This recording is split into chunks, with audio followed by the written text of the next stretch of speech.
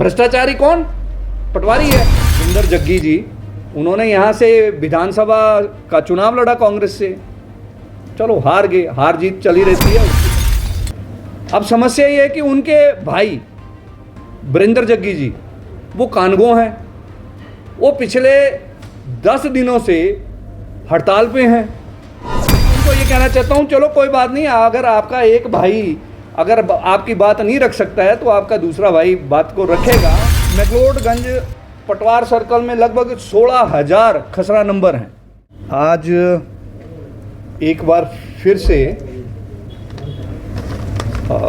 मैं आप सभी का स्वागत करता हूं। जैसा कि आप सब जानते हैं कि आज प्रदेश के अंदर पटवारी कानगो जो संघ है वो हड़ताल पे है, स्ट्राइक पे है, और स्ट्राइक पे जाने के कारण जो है वो आम जनता जो प्रभावित हो रही है उसका सरकार के ऊपर कोई असर नहीं पड़ रहा है।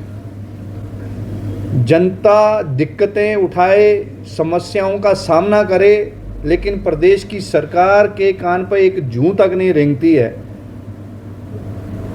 और अभी तक वो जो पटवारी कानगो संघ है उनके नुमाइंदों से सरकार ने बात भी नहीं की है।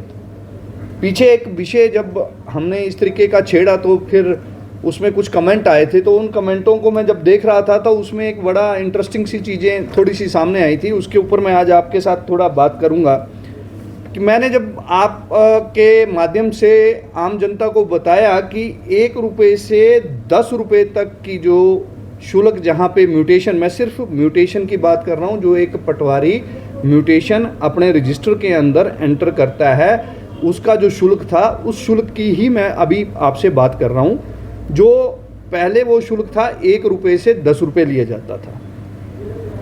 उस शुल्क में जो अब जो बदलाव किया गया वो सेल डीड में 100 रुपये से 500 रुपये, और जो अंडर सेक्शन 118 की जो रजिस्ट्रियाँ होंगी उनमें जो है वो 50,000 से 5,000 से लेके 10,000 तक का जो है वो शुल्क वसूला जा रहा है। तो कुछ लोग बोलते हैं जी ये 20% बढ़ा, तो मैं उन लोगों को थोड़ा सा आज इस आप लोगों के माध्यम से मैं ये करेक्ट करना चाहता हूँ कि वो कितना परसेंट बढ़ा है, वो मैं आपको बताना चाहता हूँ।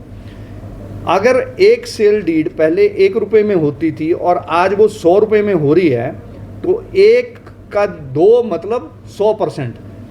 तो अगर उस हिसाब से हम कैलकुलेट कर रहे हैं तो 100 रुपये का इंटू 100 हुआ 10,000%, और अगर 500 हुआ तो 50,000%। तो मतलब सरकार ने जो शुल्क बढ़ाया, अगर 100 और 500 रुपये का हम कैलकुलेट करें तो 10,000 से लेके 50,000% तक की बढ़ोतरी एक शुल्क में की है। और इसी तरीके से अगर अंडर सेक्शन 118 की जहाँ पे 1 से 10 रुपये लगती थी, अब वहाँ पर 5,000 से 10,000 रुपया अगर बढ़ी है, तो आप देखो कि शुल्क कितना बड़ा है। लगभग 5 लाख से लेके 50, इससे लेके कितना शुल्क, कितने प्रतिशत बढ़ गया। एक तरफ सरकार जो है वो 10,000 से लेके 50,000 की वृद्धि जो है वो शुल्कों के अंदर कर रही है, दूसरी तरफ जो पेंशनर हैं उनको पेंशन नहीं दे रही है। जो इंफ्रास्ट्रक्चर डेवलप होना चाहिए उस इंफ्रास्ट्रक्चर के ऊपर पैसा नहीं लग रहा है। तो जनता भैया आपको ये शुल्क दे तो दे, कहाँ क्यों दे। दूसरी बात कि शुल्क बढ़ाने के आपके मापदंड हैं क्या, किन मापदंडों को अपनाते हुए ये आपने कैलकुलेशन की, एनालिसिस किया, किस आधार पर इन सारी चीज़ों को आपने रखा, वो आज दिन तक आम जनता को पता नहीं है। तो ये तो छोटी सी एक मैं बात बता रहा था आपको कि जो पैसे की बढ़ोतरी हुई है वो। अब दूसरा प्रश्न ये आ रहा है कि ये जो धरने पर बैठे लोग हैं, जो पटवारी कानगो हैं, ये हैं कौन।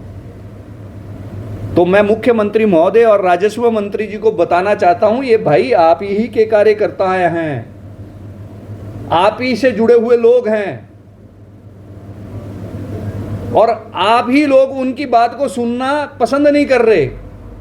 मैं आपको एक उदाहरण देता हूं, मैं धर्मशाला का दूंगा। मेरे एक भाई साहब हैं, मेरे इमीडिएट पड़ोसी हैं, देवेंद्र जग्गी जी।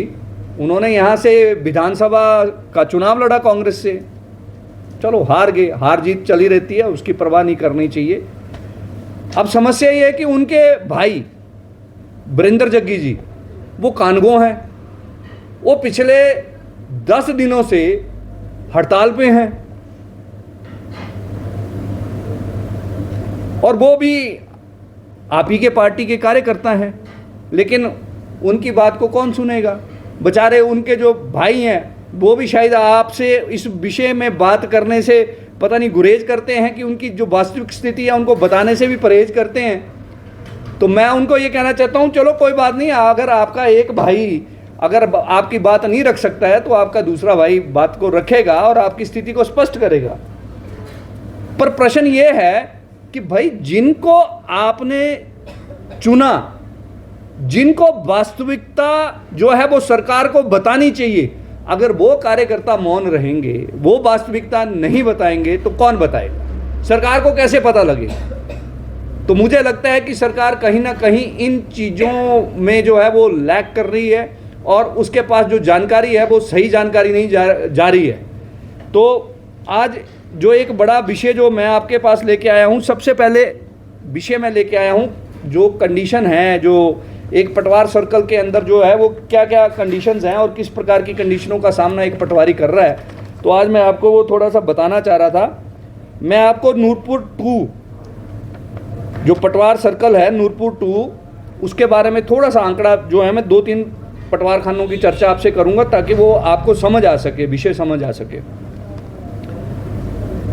एक पटवार खाने में ज़्यादा से ज़्यादा 4000 से लेके 4200-4300 तक खसरा नंबर एक पटवार वृत्त में